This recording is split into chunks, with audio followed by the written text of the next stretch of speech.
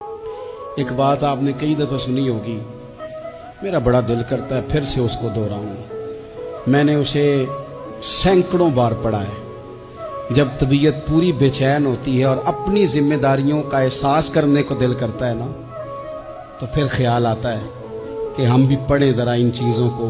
بار بار پڑھتا ہوں تاکہ احساس ذمہ داری پیدا ہو۔ آپ کے غلام اسلم فرماتے ہیں رات کو میں اور جناب عمر نکلے تھے تو ایک مکان میں ہم نے دیکھا کہ ایک عورت نے نا، اس کے بچے بار بار شور کر رہے ہیں اور وہ کچھ پکا رہی ہے، آواز آ رہی ہے۔ تو حضرت عمر نے دروازے پہ دستک دی۔ کون ہے دروازے پہ؟ کہا میں ایک غلام ہوں۔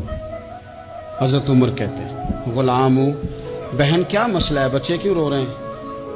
تو بی بی کہنے لگی تمہیں کیوں بتاؤں، جاؤ نا اپنا کام کرو۔ حضرت عمر نے اصرار کیا تو تلخ لہجے میں، جس سے غصہ نہیں کر جاتے حکمران، councillor, chairman, M P M N A, ناراض نہیں ہو جاتے، اس تلخ لہجے میں بی بی کہنے لگی دعا کرو اللہ میرے اور عمر کے درمیان قیامت میں فیصلہ کرے۔ کیسا حکمران ہے کہ اس کی حکومت میں میرے بچے بھوکے سوتے ہیں؟ یہ میں نے پانی میں روڑے ڈال کے چڑھائے ہیں، لیکن یہ پیٹ کی بھوک یہ بڑی ڈاڈی ہوتی ہے، یہ نیند بھی نہیں آنے دیتی۔ خیال تھا رو دو کے سو جائیں گے، پر سو بھی نہیں رہے۔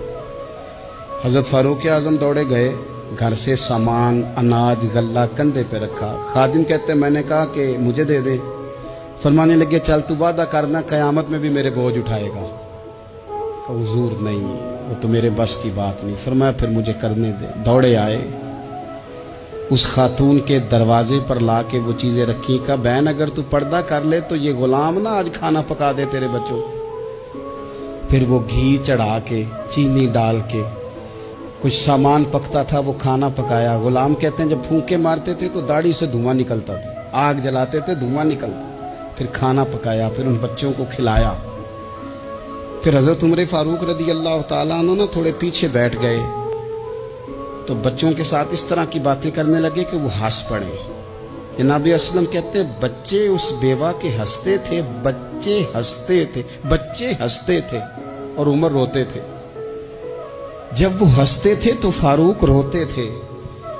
پھر وہ بچے آہستہ آہستہ لیٹنے لگے، اور جب وہ سونے کی طرف بڑھنے لگے تو حضرت عمر کہنے لگے بہن میں جاؤں؟ کہنے لگی رب تیرا بھلا کرے، میرا کلیجہ پھٹ جاتا اگر میرے بچوں کو آج شام بھی روٹی نہ ملتی۔ تو سیدنا فاروق اعظم رضی اللہ تعالیٰ عنہ کہنے لگے پھر تو میرے لیے دعا کرے گی؟ کہنے لگی میں دعا کرتی ہوں اللہ عمر کی جگہ تیرے جیسا کو نیک آدمی بٹھا دے۔ تو حضرت عمر کہنے لگے ایک چھوٹی سی گزارش بھی مان لو گی؟ کا کیا؟ فرمانے لگے کوئی یہ میری خدمت اگر پسند آئی ہے تو عمر کو معاف نہیں کر دیتی؟ غلطی ہو گئی، اسے پتہ نہیں تھا۔ اپنے منہ سے کہنے لگے سیاںا بھی نہیں، باشعور بھی نہیں، اسے چاہیے تھا خلافت کی ذمہ داریاں نہ لیتا۔ لیکن حضرت صدیق نے کہا تو وہ مان گیا، لیکن بہن میں اسے جانتا ہوں، بزدل بڑا ہے، کمزور بڑا ہے، ضعیف بڑا ہے۔ اگر تو قیامت میں اس کی شکایت لگائے گی تو بڑا کمزور پڑ جائے گا، اس کے لیے مشکل ہو جائے گا۔ تو کہنے لگی اچھا اگر تو اتنی سفارش کرتا ہے تو جا، میں نے عمر کو معاف کیا۔ حضرت فاروق اعظم نے چہرے سے کپڑا ہٹایا تو بی بی کہنے لگی اوہو آپ عمر ہیں؟ آپ فرمانے لگے میں جو بھی ہوں تو وعدہ کر چکی ہے کہ تو نے عمر کو معاف کیا۔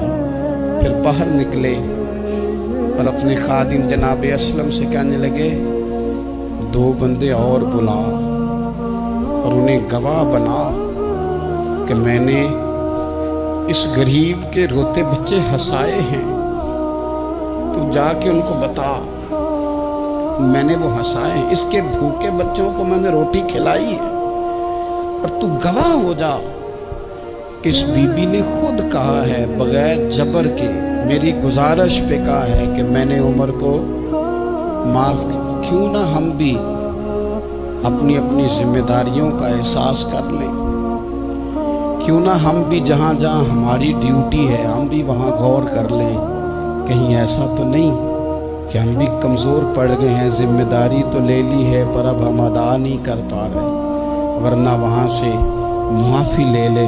اللہ تعالیٰ سیدنا فاروق اعظم کا فیضان عطا کرے۔ آخر دعویٰ